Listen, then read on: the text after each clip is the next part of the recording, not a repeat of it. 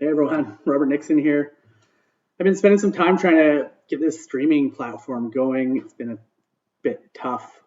Some people say I'm techie, but there's definitely a lot to some of this stuff and making it work. So I got it working now where it's going to stream to YouTube and my Facebook page live, so it's kind of cool.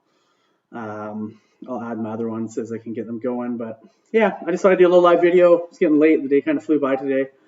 I know it's a time of uncertainty for everyone. And I had a little chat with one of my marketing people today, and of course, my phone's going to ring. We're doing everything we can do to try and sort of mitigate and adapt for clients that need stuff. I just listed a house today, and I did a 3D tour. I always do my 3D tours, so that's a good thing. If someone wants to go through a house, they can go check out the 3D tour and see. I mean, you can see a lot from a house from walking through those tours, and you can go into every room and check it out. Of course, you can't see condition and stuff, but you can definitely find out if it would work for you with room size and stuff, with floor plans, and then the Matterport, you can walk through everything. And I just want to talk a little bit about stuff you can do if you're thinking about selling, because maybe it's not the best time to everyone to be jumping out and getting their house listed right now. Everyone wants to stay back, but if you're getting close to that point, it's probably a good time to take the time and prepare your house for sale. So I have a home prep guide. If you want that, you can email me or shoot me a message. I can send it to you. There's a download link on my website as well, I believe. But yeah, it's a good time to do that stuff. Just prepare your house for sale, get your own stuff done. We've been outside doing landscaping, so it's kind of nice to get some of that stuff finished up. And then I just want to talk about real estate a bit. I've been around real estate investors and real estate investing groups for quite a while. And I'm kind of biased, I guess, because I'm a realtor, but in my opinion, real estate is sort of still a secure investment, especially in times of uncertainty. I mean, it's always going to be there. I have a couple rental houses and my tenants are there. They're definitely not going anywhere anytime soon.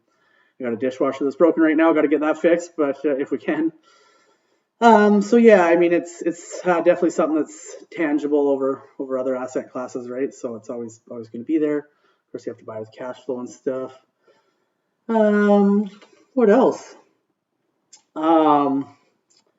Yeah, just those people that I talked about. There's some people that I look up to and stuff, and I've been in real estate investment groups, and I've actually learned a lot about real estate before I ever became a realtor, and that's sort of what made me want to become a realtor, and just the wealth that it can create, the cash flow, the mortgage pay down, all that stuff. It doesn't get talked about a lot, but you look at some other types of investments that maybe get a 10% return, whereas real estate investing, like you can leverage it quite a bit. I took some notes down here, but so you have your mortgage pay down, equity. Obviously, equity is going to go up and down.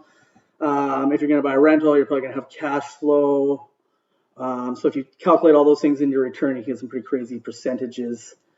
In most cases, of course, you got to do your due diligence and stuff, right? But if you borrow your down payment, you have borrow your down payment, your closing costs from a line of credit, then obviously that's a lot more than cash coming out of your pocket. I wouldn't recommend you do that. Sure, it's been done. I might be doing it right now, but it's got to be based on your risk tolerance. If you're investing using someone else's money or something, then your returns are infinite. If you have a joint venture partner where they're putting the money in, it becomes endless. So yeah, it's kind of cool. What else? Oh, the down payment part. So one thing to point out too, when you buy a real estate investment, you put 20% down, say, or 25%. So if you put 20% down and you earn, say, like what's the word? Let's say a conservative return on your equity appreciation of, say, 7%, but you only put 20% down, so the bank puts the other 80% down, right?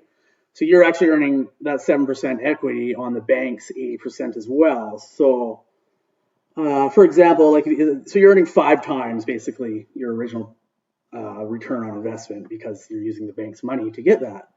So if you put $100,000 down on a $500,000 house, your $100,000 would make you, if it went up 7% that year, $35,000 instead of just your average 7% or $7,000 that your $100,000 would make you. So, and that's not including your cash flow and your mortgage pay down, which obviously increase those numbers quite a bit. So kind of interesting there. Yeah. It's when you look at it and you calculate it and write it on paper, it's kind of like almost unbelievable some of the numbers you see on how much your return on investment actually is in real estate.